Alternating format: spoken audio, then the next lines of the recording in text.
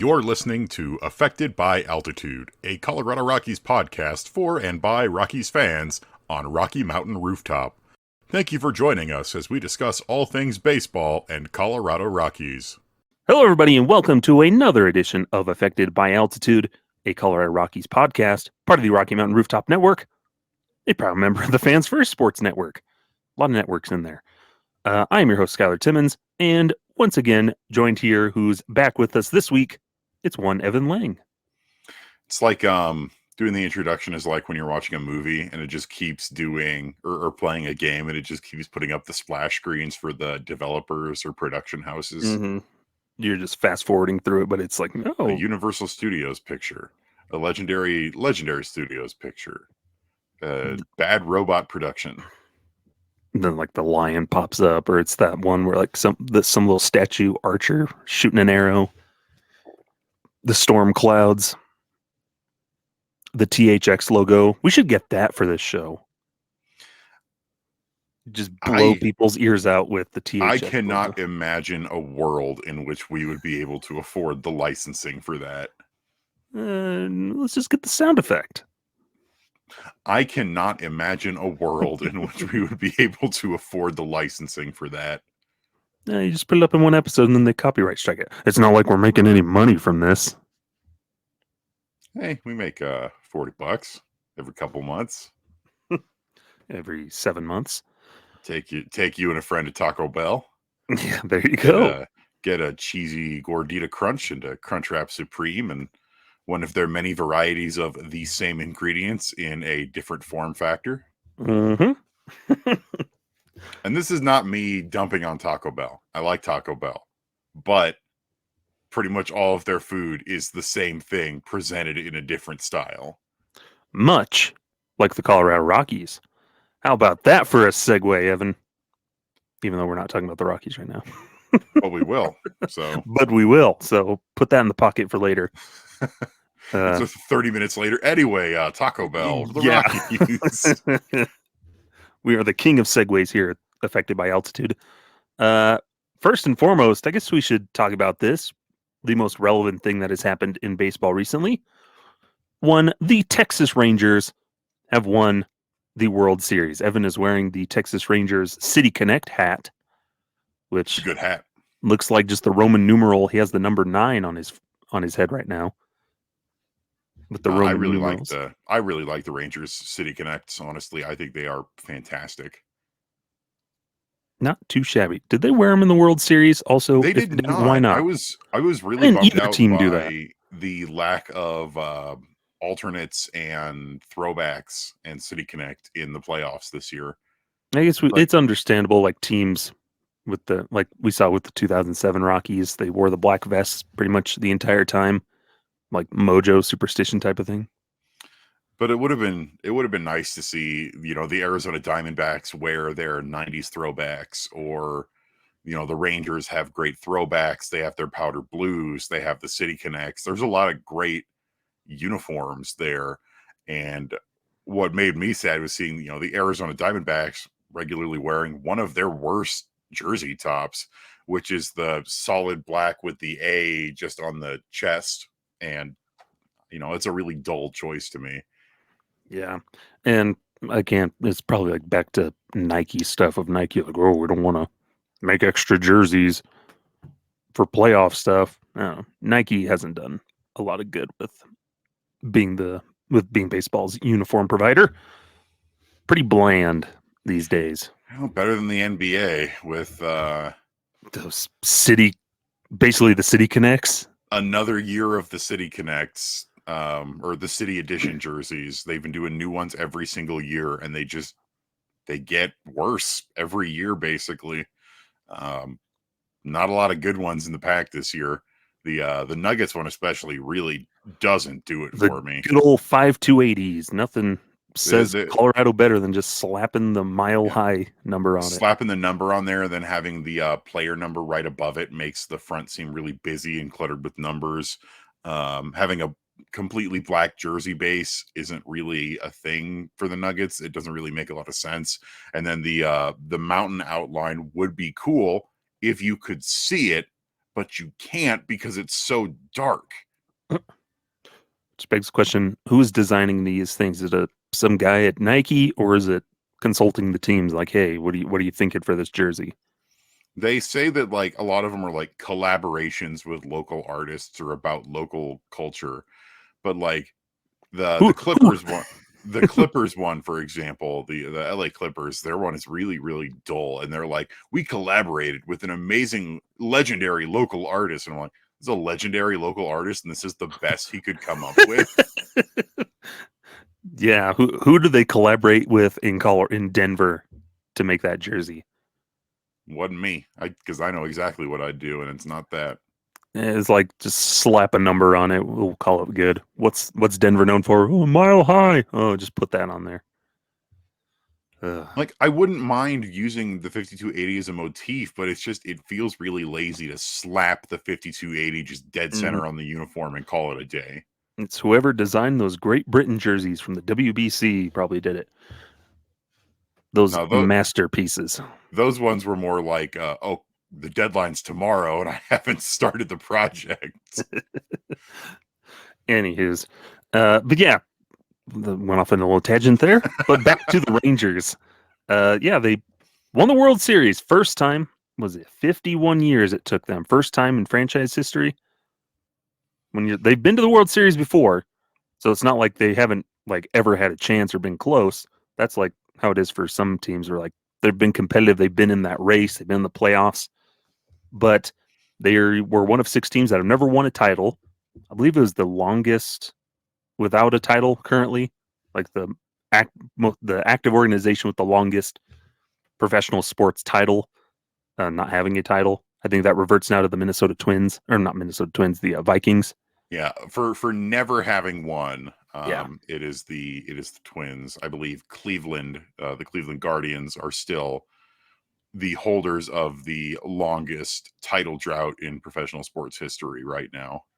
Yeah, and then the Angels have the longest current playoff drought in baseball, and then I think just not having a title goes to the Minnesota Vikings in the NFL. So it's all that weird stuff, but they finally did it, dating back to when they were the Washington Senators back in the 60s, moved to Texas in the 70s, and then they've been competitive over the years, had a lot of great players, came within a pitch of winning their first title back in 2010, 2011. Yeah, one of those years. 2011, the We Will See You Tomorrow Night with David Freese, and 2010 when Bruce Bochy and his San Francisco Giants beat them in the World Series. Mm-hmm. So it's been a long time coming for them, and it's been nice to see. As fans, as other fans, like fans of the Rockies, especially seeing TikToks and like videos. It's always nice to see those videos of like fans that have been there their whole lives, or yeah, maybe probably not at the very beginning, but for the majority of their lives, into their adulthood. They're older now, getting up there in years, and then to see their team win the World Series, and you're seeing reaction videos on Twitter, on TikTok, and they're just breaking down in tears of how much that moment means to them. You saw it with Cubs fans several years ago. It's always nice to see those videos because it brings home like what it's all about and what this sport and what these teams mean to people. And it's been amazing to watch the people of Texas, not all of Texas, because Houston, but of Dallas, and Dallas Fort Worth area, the Dallas Fort Worth area, which is that's Cowboys town. That's a football city. Mm-hmm. And they love their other teams too, the Mavericks, the Stars, but we really saw them this year embrace the Rangers. That stadium was packed. They had a really active fan base this year that just got even more active during the playoffs, and that was really nice to see as well. And what brought about that increased support? A good team on the field, led by Bruce Bochy, who came out of retirement and immediately wins a World Series. He joins an exclusive group of like 4 World Series titles. And It Chris Young, first year as the permanent GM. He had the president of baseball operations that got fired last season. Near the end of last season, they basically just said, Chris Young, you're in charge now. He goes out and does amazing things, wins a World Series in his first, when he's in total control. Doesn't have a baseball operations president above him. It's him. He's the top dog, and goes out and gets a ring. Pretty cool. They did an amazing job building this team. It's a good combination of they shelled out a lot of money, especially when it came to pitching, but also for key position players like Marcus Semien and Corey Seager. They have developed a lot of really good players.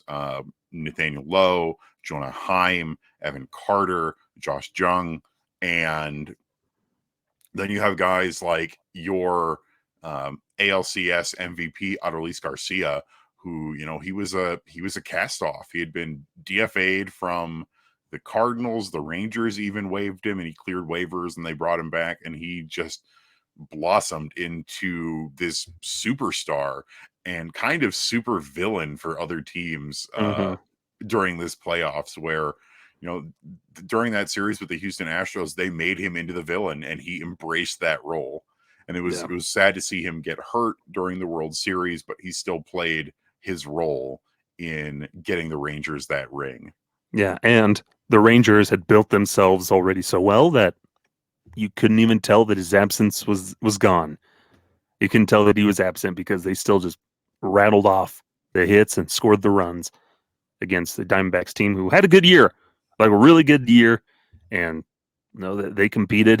It just didn't work out. It's kind of didn't keep up there at the end, but still a phenomenal year for them. But mostly for the Rangers, it's kind of special here for Rockies fans. I'd say bittersweet. We're incredibly happy for one, Jon Gray, who is now a World Series champion, got himself a ring in his second year with Texas. Can't help but be happy for the Gray Wolf, who also had a pretty good little World Series and 2 little appearances. We'll talk about that. But just happy for Jon Gray. I think that's kind of the best way to sum it up.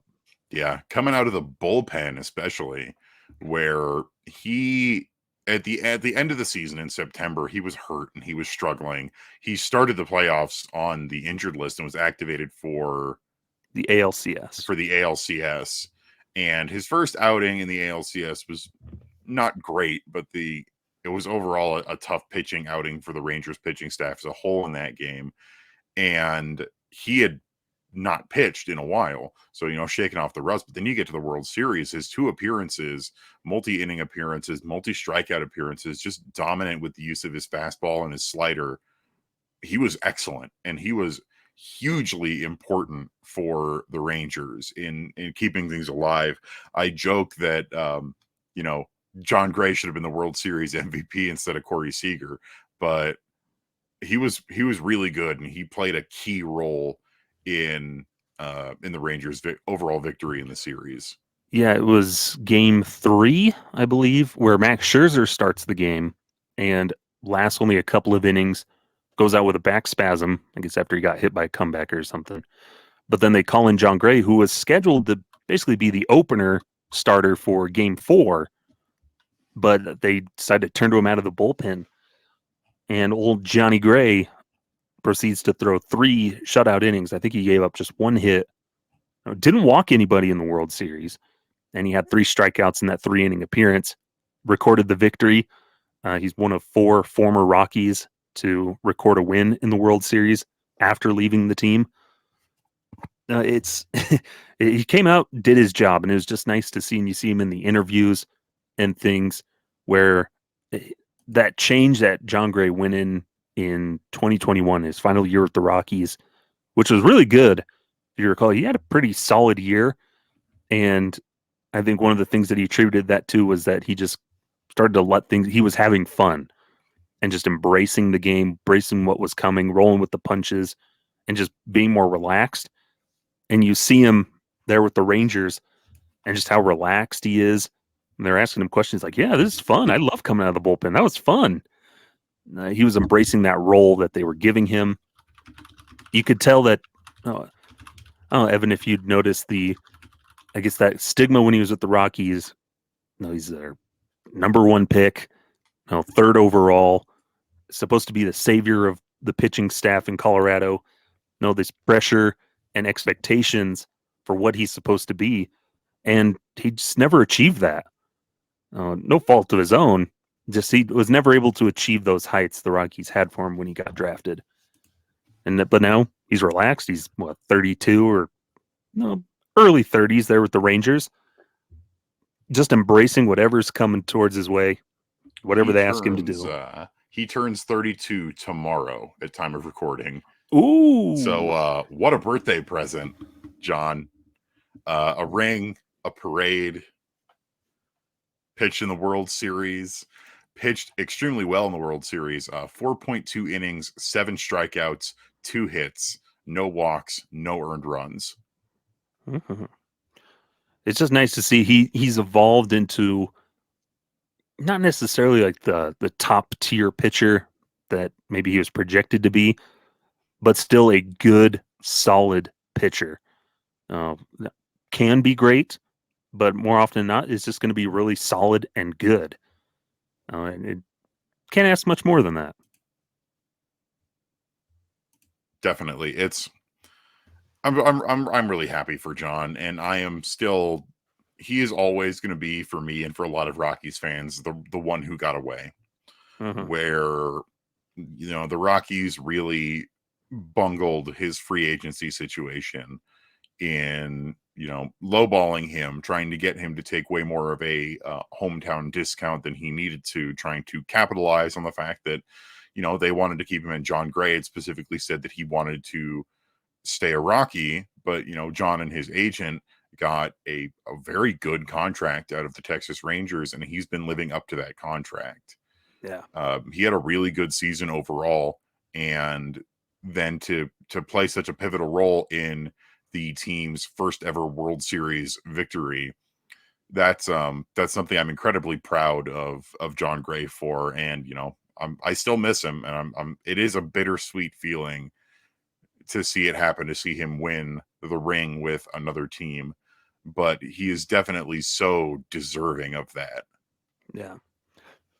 Can't be mad at those former guys getting it done in a new place, because in a way the organization at times fails a lot of these guys. It depends on which guy. Yeah, what guy I can think of a couple guys I'd be mad at. But for some of those guys like Jon Gray, you're just gonna be happy for him. Oh, absolutely. Jon Gray, if DJ LeMahieu made it to the World Series, you'd be happy for him. For him, but not the Yankees. Yeah, but DJ LeMahieu specifically. I feel like Trevor Story as well. You'd be happy for him, but not for the Red Sox. For his success, but not for the Red Sox. Why'd they have to go to those teams? Because they have the money, basically. Like if Trevor Story had been a Seattle Mariner, we'd all been pretty happy with that. Oh, I would have been delighted. I would have bought a Trevor Story Mariners jersey, because the Mariners are my number 2 overall team.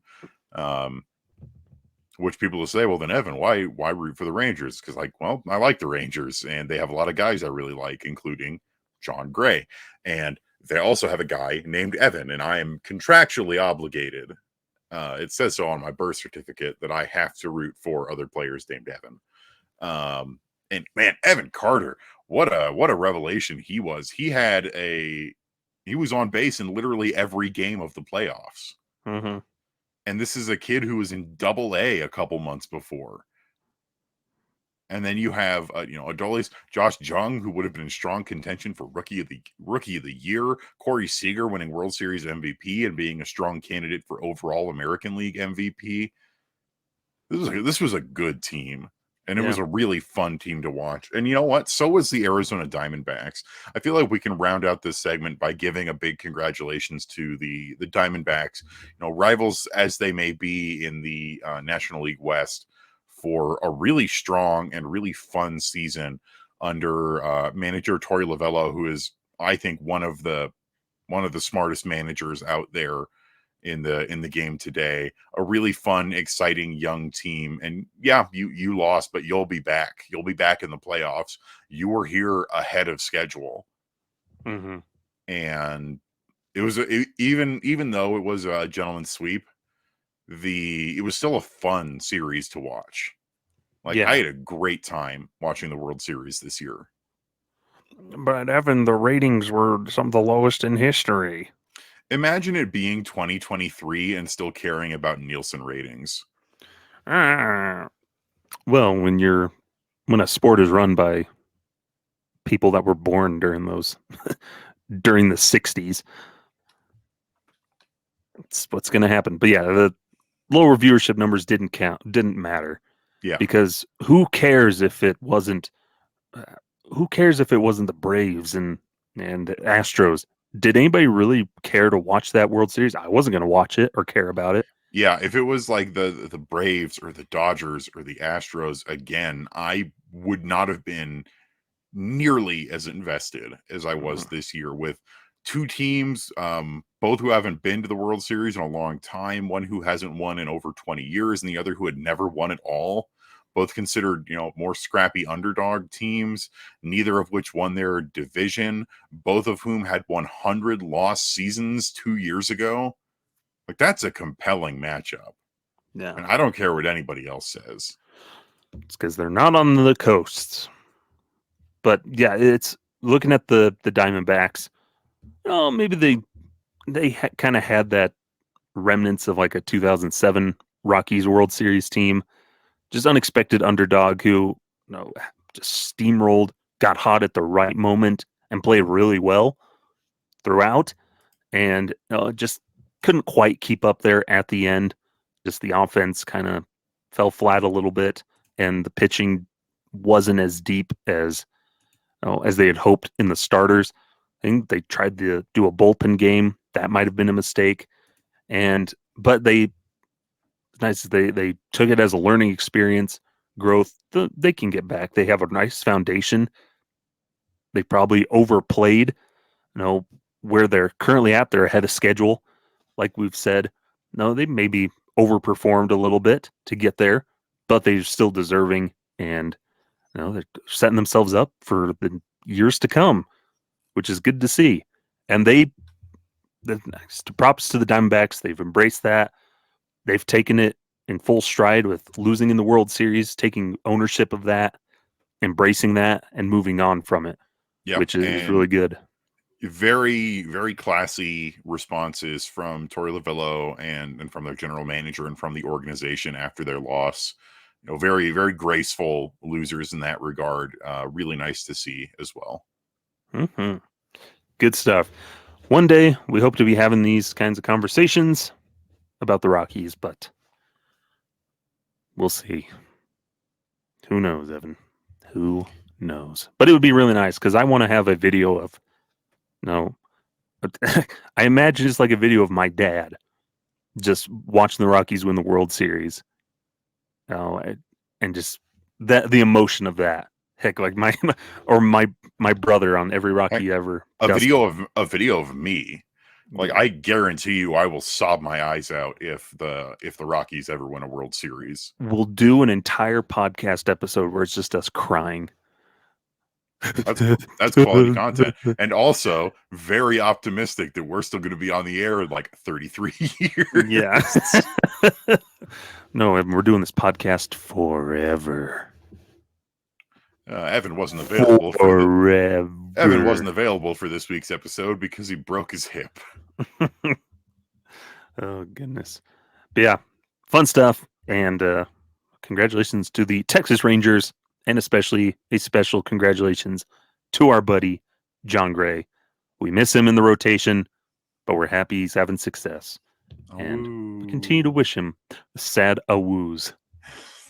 All right, we'll go ahead and take a quick break here. And when we come back, we'll continue on, talk about some Silver Slugger stuff and some other announcements the Rockies have made recently. So don't go anywhere. We'll be right back.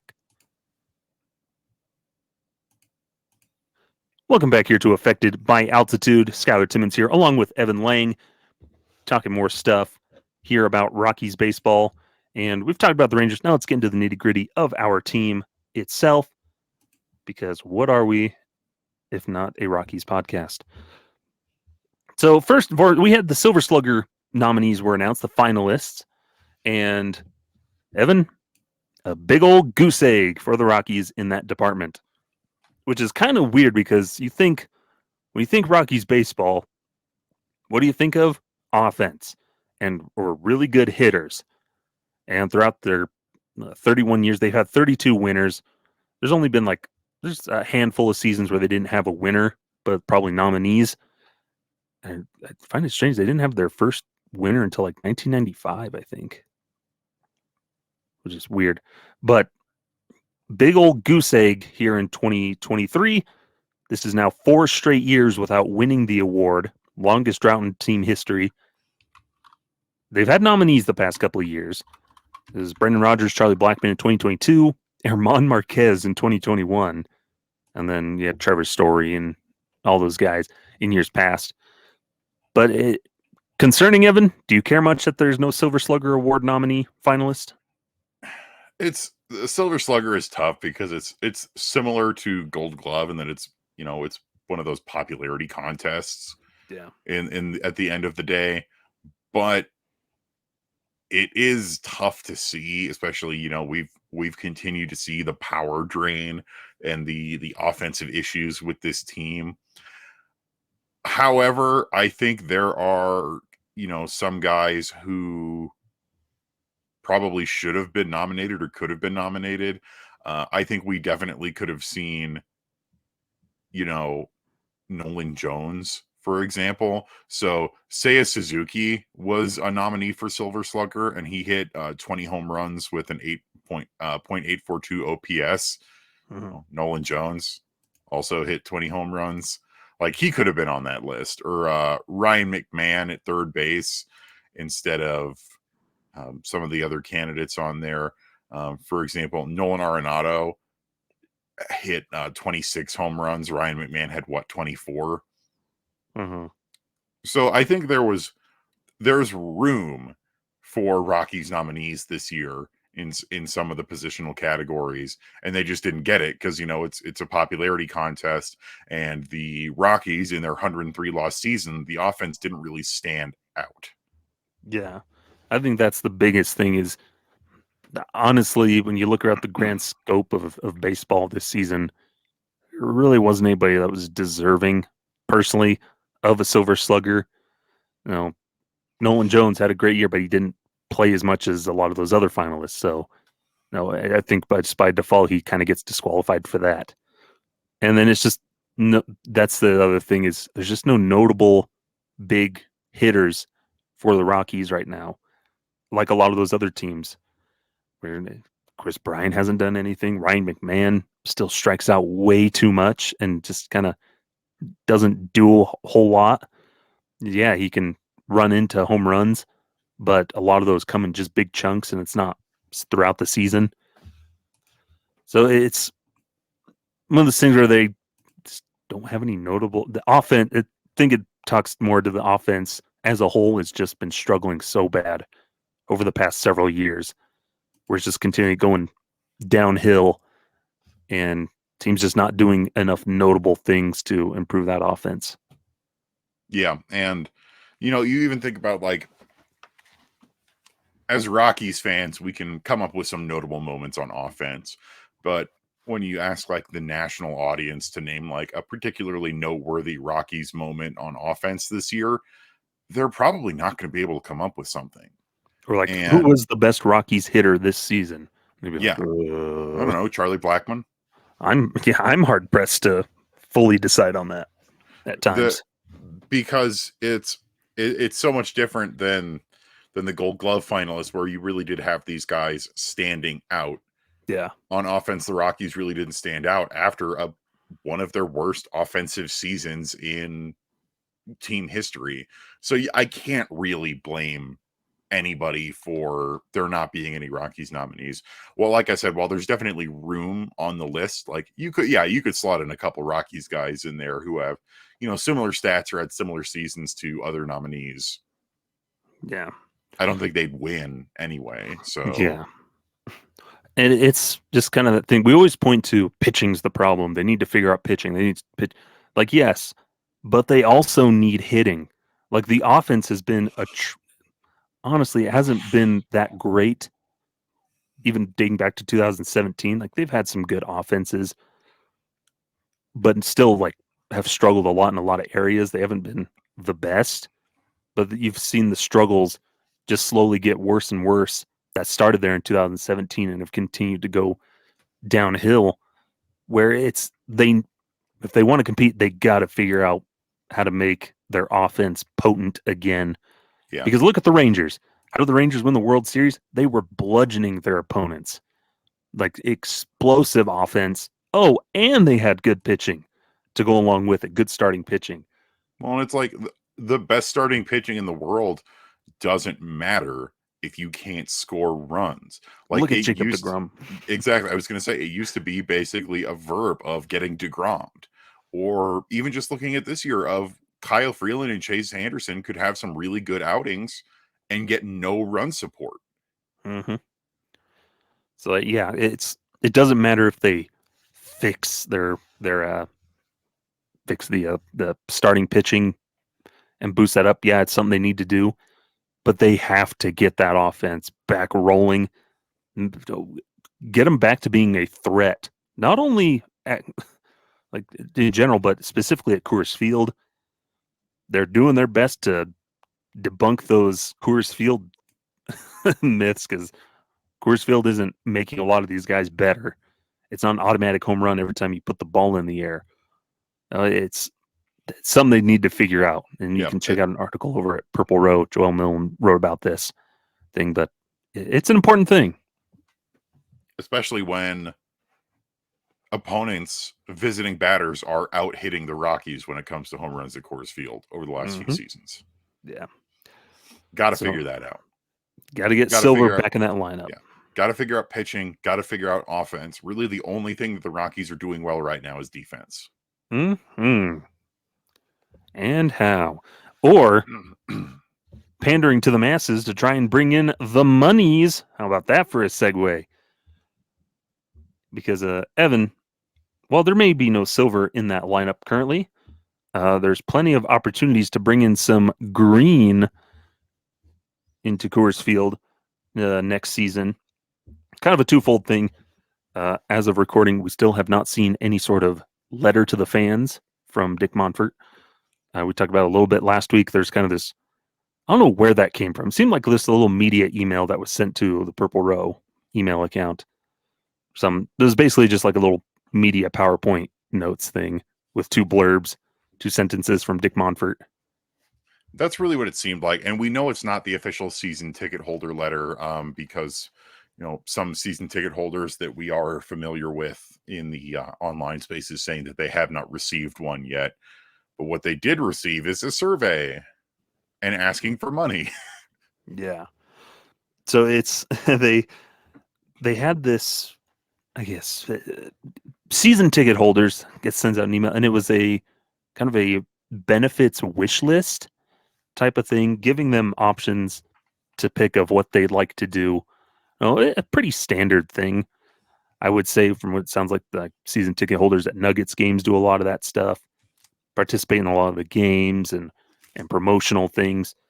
And so there's kind of these perks, these benefits, and I'm having trouble finding the thing on Twitter. I haven't pulled up. Yeah, you can run down some of that list.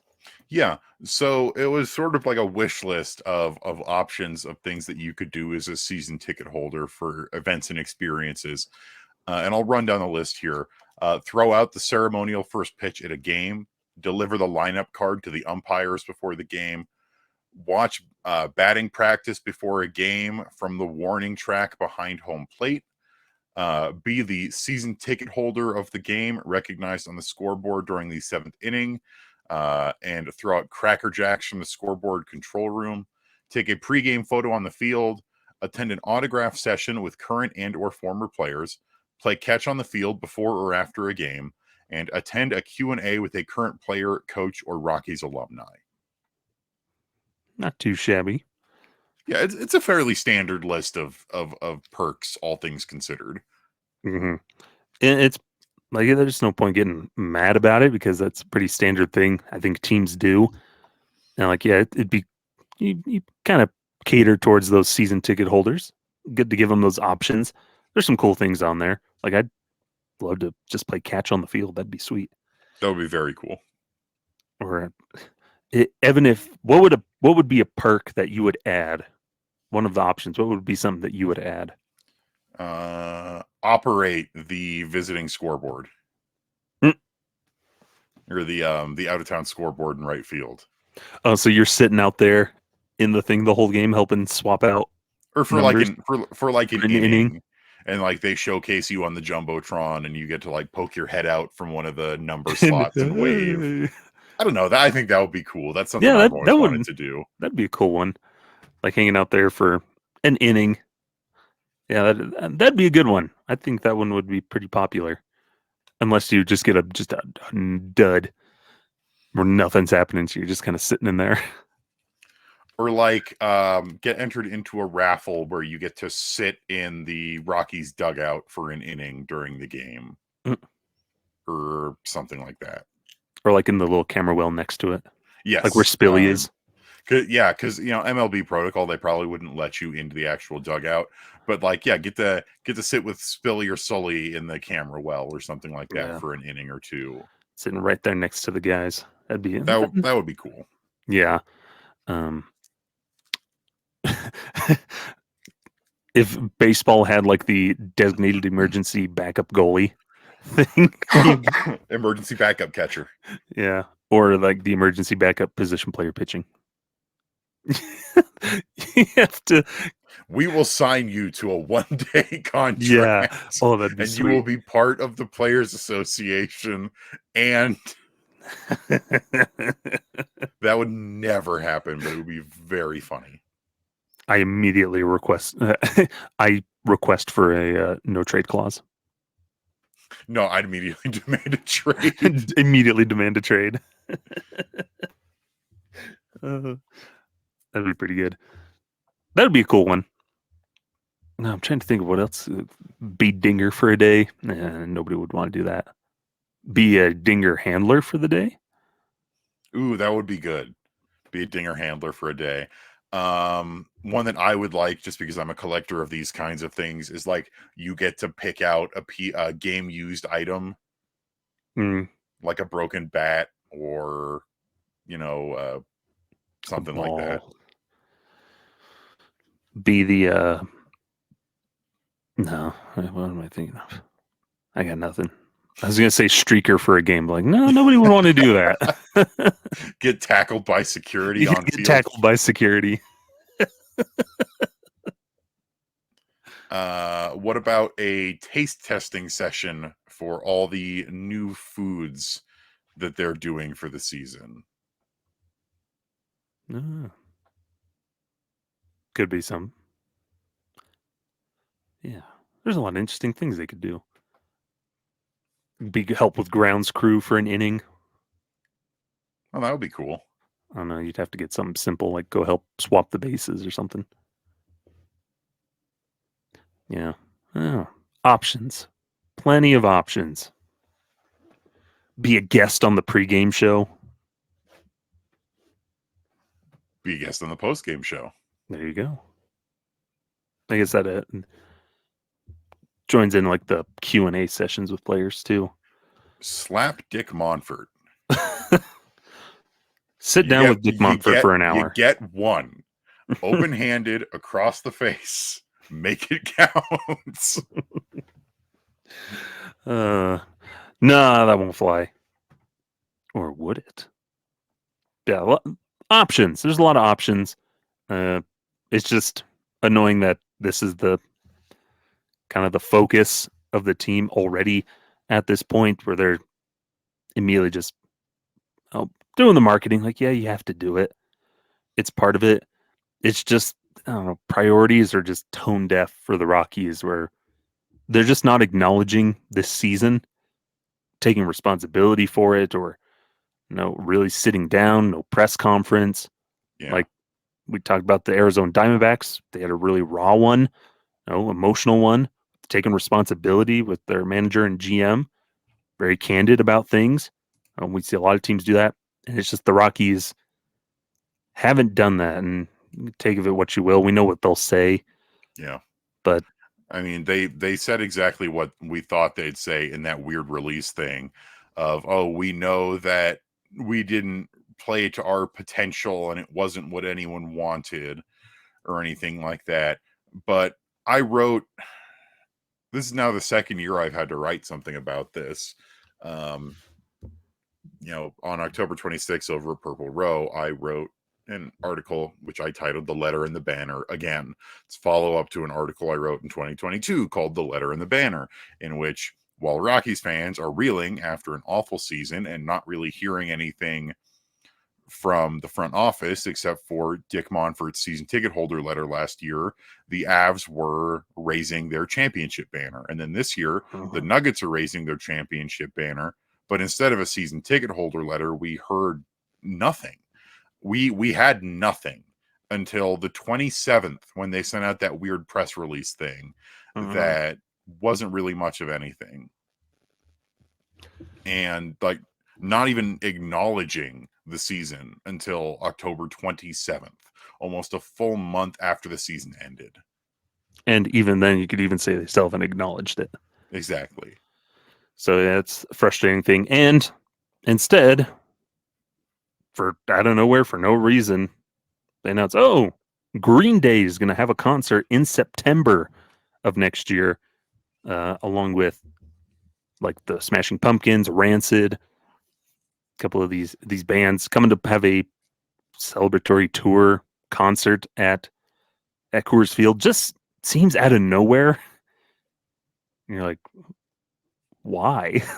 Especially because like at the end of September, a lot of Rockies fans or baseball fans, especially if the team plays as poorly as it did this year, are going to be going, oh, wake me up when September ends. Thank you. Now it's my turn to make a joke. But they released like a picture, there's a poster of it. Green Day, the Saviors Tour, celebrating 30 years of Dookie, 20 years of American Idiot.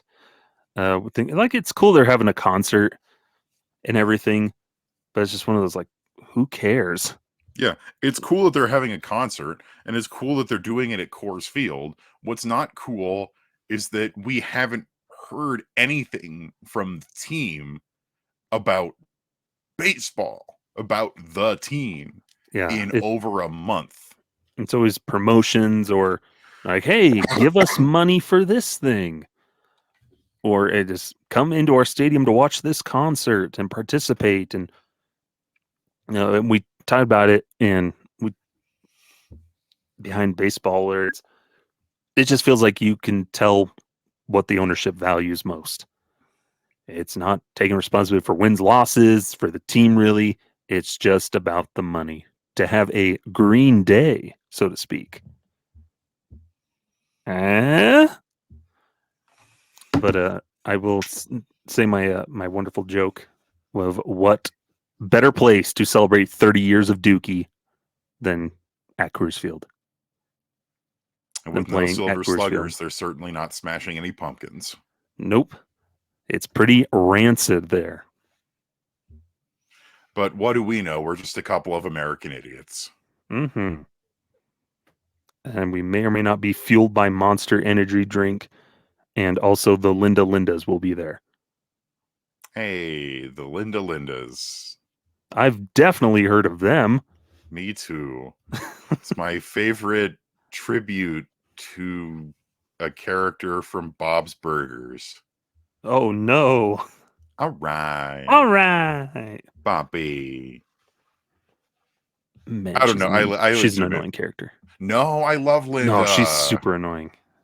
She's not my favorite character, but I like Linda. She's like a worse Peggy Hill.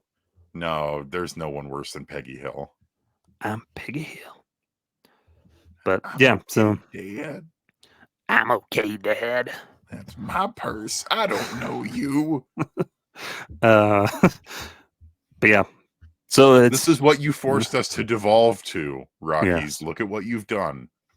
I'm not okay, Dad. I'm not okay, Dad. That boy ain't right. Butt joint. A buttress. But yeah, it's frustrating. Money always seems to be the underlying factor with a lot of the decisions the Rockies make of Yeah. how do we get money without spending or producing on the field? How do we still bring people in? Oh, let's have a concert in September when we know the season's going to be over. Let's have Top Golf come to Coors Field in early October because we know we're not going to be in the playoffs. Stuff like that. But annoying, but it is what it is. But we'll go ahead and take one last break here, and then when we come back, we'll figure out what we want to talk about. We got a couple options. We'll pick one or two of them. General odds and ends. Yes. So don't go anywhere. We'll be right back. After these messages, we'll be right back. And we're back here on Affected by Altitude. I'll tell you what. I'm Rusty Shackelford here with Boomhauer. I can't do the I Curveball, man. Boom. Anyways, would you guys behave yourself for just one moment? for I'm gosh trying sake, to Tank, read an act like I'm an trying adult. to read an article on vintage Camaros. Oh goodness. But general odds and ends here, Evan. We have two options that we can talk about. Which one would you want to talk about? We've got off-season wish list actions, or we can just kind of clean up around some minor league stuff. And let's start with the minor league stuff because that's more fun. Alrighty. AFL, the Arizona Fall League, is still in full swing, and they announced their All-Stars here for this coming weekend. This weekend that we're recording? Also known as the Fall Stars. That's pretty good, actually. But the Rockies had their representatives, Sterling Thompson, who's having a pretty good season down there in the Arizona Fall League. He's one for infielders. Benny Montgomery, who's also having a very good Fall League performance. He's doing pretty good down there. And then Juan Mejia is a pitching all-star for the Rockies there as a representative. So they got three representatives of all the guys they sent down there. I think those three have seen the most action. I would have liked to see Case Williams on here because I think Case has had a very underrated turn at the Arizona Fall League. He's getting strikeouts. He's not allowing a ton of runs. He looks really solid. But the three names here are definitely the guys that you want to point out. Sterling Thompson has a .950 OPS and 20 runs batted in. Benny Montgomery has an on-base percentage of .447. And Juan Mejia, who isn't really a big name guy in the Rockies farm system, 16 strikeouts, ERA of 2.16 and 3 saves so far in the Arizona Fall League. So definitely fun to see these guys get named to that Fall Stars team. Arizona Fall League's been a lot of fun to watch this year. If you haven't caught some of it, I should strongly recommend taking a look. If you have MLB TV, it is available as part of that. But a lot of fun. Well, they just stream it online for free, I think. They do, in general, but like if you have like a set top box that you use for streaming apps and stuff, you can do it through MLB TV. Nice. And it's nice for Juan Mejia because he's going to be Rule 5 draft eligible this off season. So it's good for him to get this good performance in, and maybe the Rockies then decide like, okay, yeah, we want to keep this kid. We're going to protect this kid. We're going to protect him. Unlike they didn't do that for Grant Levine last year, but you only have so many spots. Yeah. So you take the risk or gamble, or you look at it like, well, maybe we can trade this kid, trade these guys somehow, that type of thing. But yeah, good on him. Jaden Hill's gotten a lot of action. And he's typically like closing out games, throwing late in games, doing all right out there as well. Drew Romo gets plenty of action. Like he's doing what he needs to. I would say he's working on things and just trying to get comfortable. Same as these other guys, but Sterling Thompson and Benny Montgomery, they're the two to really keep an eye on. Need them to produce, and Montgomery's working on some things. He's really cutting down on swing and miss. He's drawn a lot of walks there in the Arizona Fall League. So he's making the adjustments he needs at this age to continue to develop and get better, which you just love to see. It's always good to see guys capable of making adjustments and seeing results from it. Yeah. And for Benny Montgomery, especially, we've talked about before that he's still a guy we're pretty high on. And Baseball America came out with their list of guys who cut their chase rates the most this last season. And Benny Montgomery did one of the best jobs in minors at cutting his chase rate. He looked really solid over the season, and he's looking really good at the Arizona Fall League. It's nice to see for him, especially with all the injuries he's battled early in his professional career after being a top draft pick. It's nice to see. Yeah, and him kind of refining his just funky mechanics, his Hunter Pence-esque mechanics. Like, really, that's if he can hit like Hunter Pence, you got yourself a good little player on your hands. Maybe he'll be more likable than Hunter Pence, though. I like Hunter Pence. Remember when they had Hunter Pence signs at games? But it was never like mean-spirited, though. It was always like Hunter Pence still uses a fax machine, or Hunter Pence puts ketchup on toast. He likes Godfather Part 3. Because he was just kind of a weird guy. He had that crazy eye. He didn't have the Forrest Whitaker eye, though. Hopefully people get that reference. I liked Hunter Pence. I thought he was fun and a good dude. Except he played on the Giants, and I don't like that. Yeah, but, nobody's perfect. Nobody's nerfic. But yeah, so that's Arizona Fall League. This next one we can touch on. Evan just barely wrote about this over at Purple Row for his last Thursday rock pile. Evan, where can people keep up with some of these Rockies players playing around the world, mostly here in the Americas? Yeah, the Rockies have a bunch of people playing winter ball this year, and the major set we've got is over in Lidom, the Dominican Republic Winter League. Adael Amador, Elaris Montero, Warming Bernabel, Julio Carreras, and Willie McIver are all playing in the Dominican Republic. One of those names is not like the others. What, Willie Mac? I like Willie McIver, and this is a good opportunity for him. He missed so much of the season with an injury before being assigned to AAA Albuquerque this year, and so he's getting in, he's getting his reps, he's doing what he needs to do. I think it's a good move by him. But yeah, you're right in that 3 of those 5 names are in our perps list, or our Rockies top prospects. And there's Elaris Montero and Willie McIver. Down in Mexico, Alan Trejo, Jimmy Herron, Sean Bouchard, and Michael Tolia are all playing winter ball. Michael Tolia is playing for Los Sultanes de Monterrey, and his manager down there is Vinny Castilla, so that's fun. I think in honor of that, he grew facial hair like Vinny. Michael Tolia grew some facial hair. I haven't seen it. How does it look? About what you'd expect from a 24-year-old.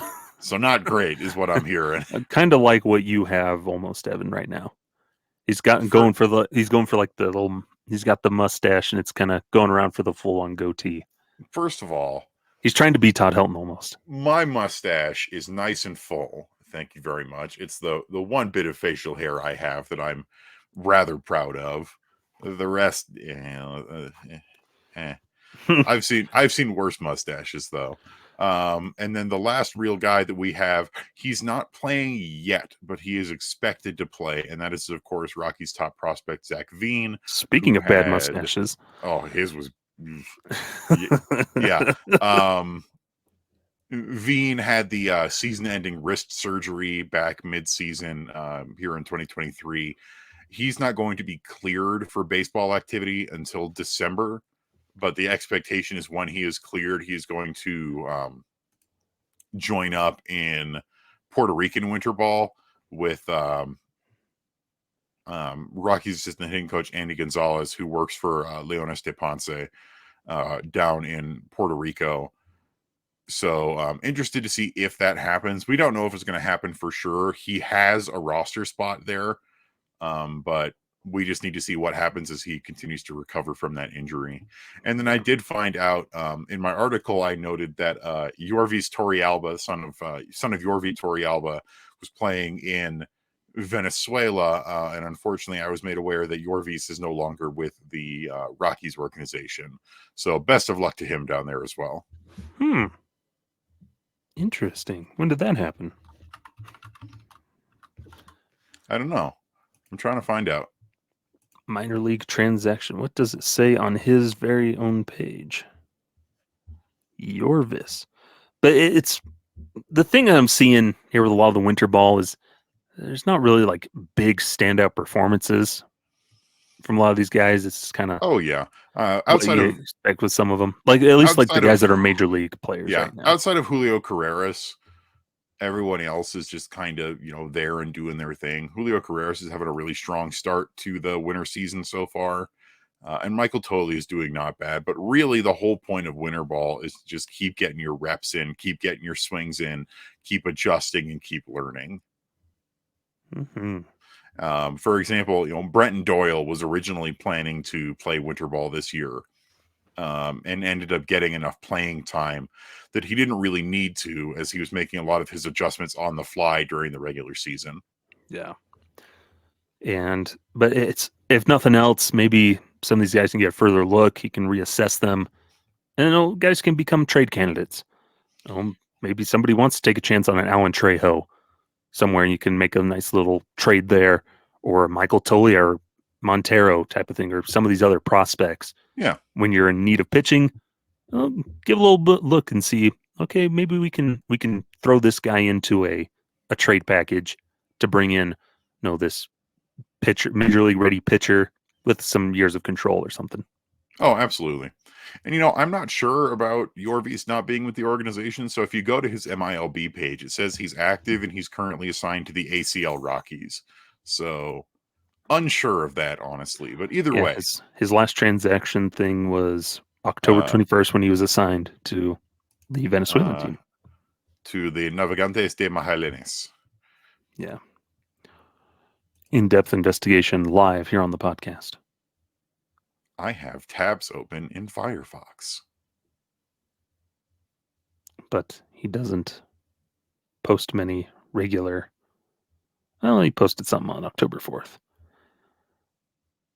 October 9th. And one day ago. Oh.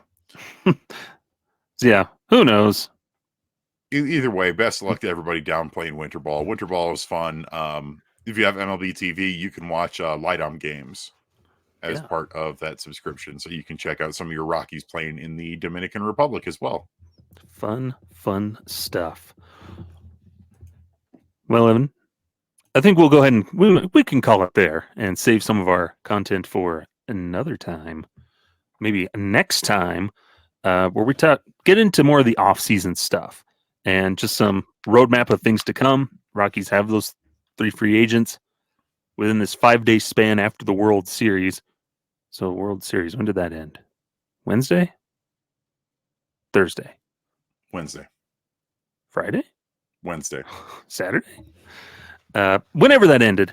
And then 5 days between that, or 5 days after that, within those 5 days, you can try and re-sign free agents. We're seeing a lot of moves starting to be made, little minor moves, some trades, some extensions, some signings. So a lot of that busy work. Personally, I don't expect to see the Rockies be very active at the moment. No, I would be shocked. But it's going to be coming up with more figuring out, tendering contracts and setting 40-man rosters, getting more of that stuff figured out. So declining club options, declining player options, opt-outs, things like that. For example, some of the bigger news today is that Joey Votto of the Cincinnati Reds, the team declined his $20 million club option, and he will become a free agent. Marcus Stroman of the Chicago Cubs opted out of his contract. Cody Bellinger, I believe, is also going to become a free agent from the Cubs. There's going to be a lot of stuff trickling down over the next days and weeks, especially as we gear up for the winter meetings that'll be coming up in a few weeks here. Yeah. So like, and awards are coming up. I think this coming Sunday, we're going to have the Gold Glove Awards announced. So this past Sunday, the day you're hearing this, the day before, obviously we're not going to be talking about it. Maybe we'll throw in an extra podcast to react to it. But November 5th, Gold Gloves, number 6, they're starting the awards there next week. A lot of things we'll hear about finalists for the other awards on November 6th. So we'll see Manager of the Year, Rookie of the Year, Cy Young, and MVP. Finalists for all of those. Do we see a Rocky maybe for Rookie of the Year in there somewhere? I don't know about finalists, but I would be surprised if we didn't see one in. I'm expecting Nolan Jones in the top 5. Mm-hmm. That would be nice. If Brenton Doyle doesn't win the Gold Glove, we riot. Especially after he was robbed of the fielding Bible for the center fielders award, where some lunatics gave him like 5th and 4th place votes when he was statistically the best center fielder in all of baseball. Yeah, weird stuff. November 6th is also contract options decisions to be made. I don't think the Rockies really have any of those to deal with. November 6th is also the deadline for teams to tender their eligible free agents the qualifying offer. Not going to be doing that for anybody. None of them. Maybe Brent Suter would have been eligible, but you're not going to be paying him $20 million to play 1 year. But you're not going to give any of those guys a $20 million club option. A lot more news, a lot more things to talk about actual Rockies wise next year, next month, next week. My goodness. Okay. Yeah. November 6th is also when free agency begins. GM meetings 7th through the 9th. I'm just going through some trades, so we might see some trades there maybe, or Bill Schmidt gets to kind of gauge the field, see what's going on there. And then more awards. That's going to be kind of announced November 14th, deadline for free agents to accept or reject qualifying offers. And November 14th, important one, deadline for teams to add eligible minor leaguers to the 40-man roster. So November 14th is the Rule 5 draft. Rule 5 protections. So that's November 14th. And then more the owners meetings in November 14th through 16th, where they'll figure out what to do with the Athletics. Yeah, well, we are expecting the fate of the Athletics to be sealed. Anyways, and then November 17th is the non-tender deadline. Deadline for teams to offer their pre-arbitration and arbitration-eligible players a contract for 2024. They don't have to be signed. They just have to be offered. So we'll see. Last year, that's when we saw what happened with some of those guys like Garrett Hampson. So that's something to keep an eye on. And then November 20th, the Hall of Fame ballot will be released. Todd Hilton better make it in, along with probably Adrian Beltre. Beltre's the lock.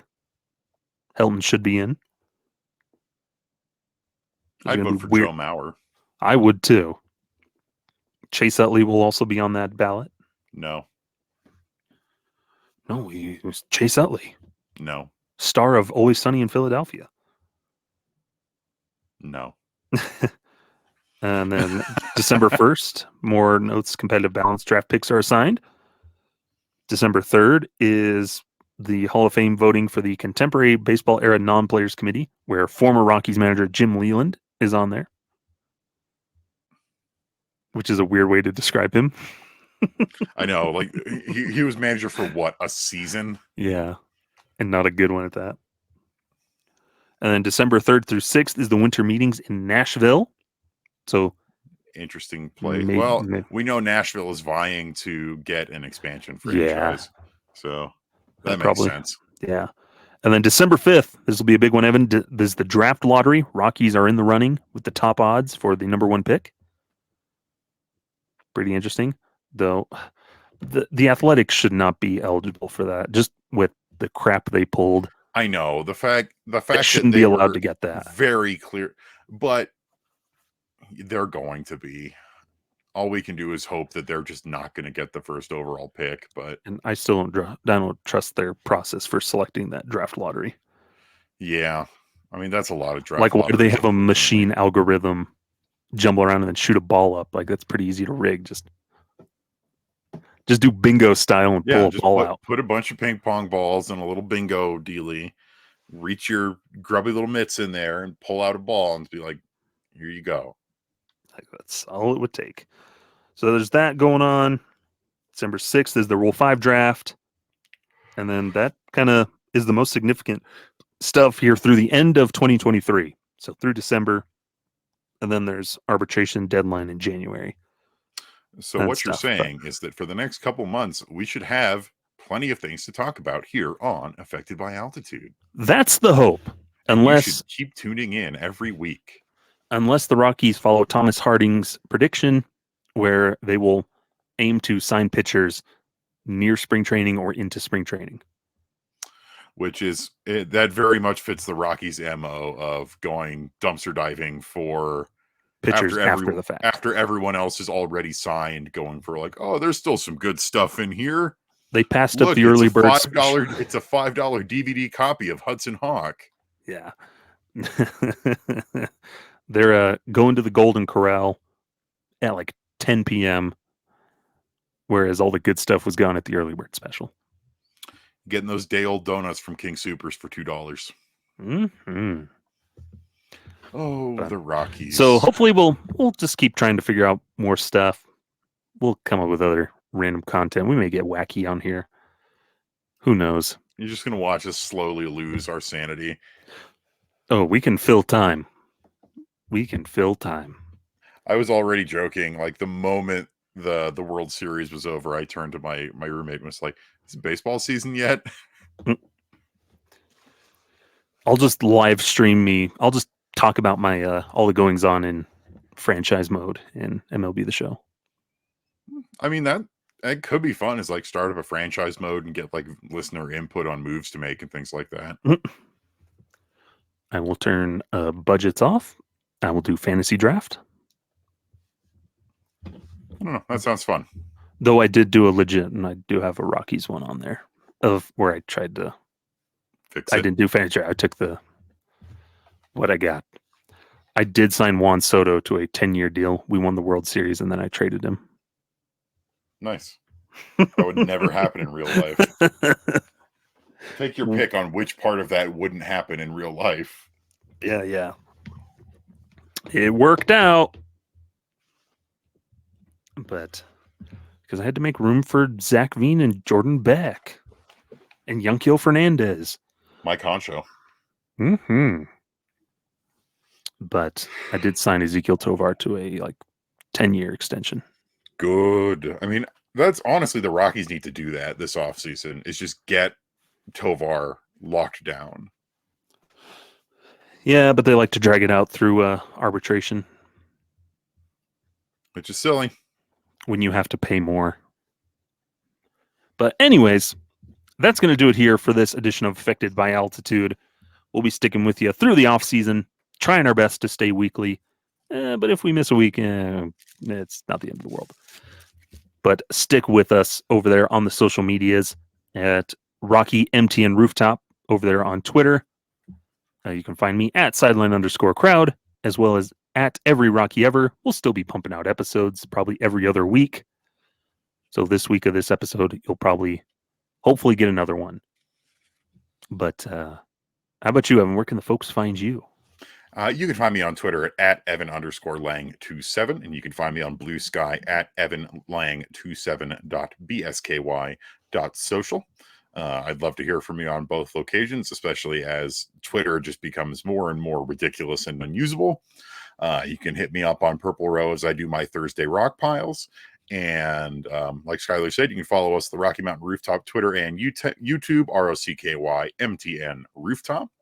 And your random Rockies player of the day from my stack of Rockies cards is outfielder Mike Kingery. Nice. Nice on. You can also find written content over at Fans First Sports Network, covering a lot of outside Rockies news and stuff. But yeah, I'm providing some of the MLB content over there, so it's just not full of football. A lot of Steelers content. Well, that's because most of the original founding Yeah. people for FFSN are Steelers people. Yes, and they are populating that website. So doing Hey, my this- part to cover some of that baseball. It's like, and I'm here too. Hmm.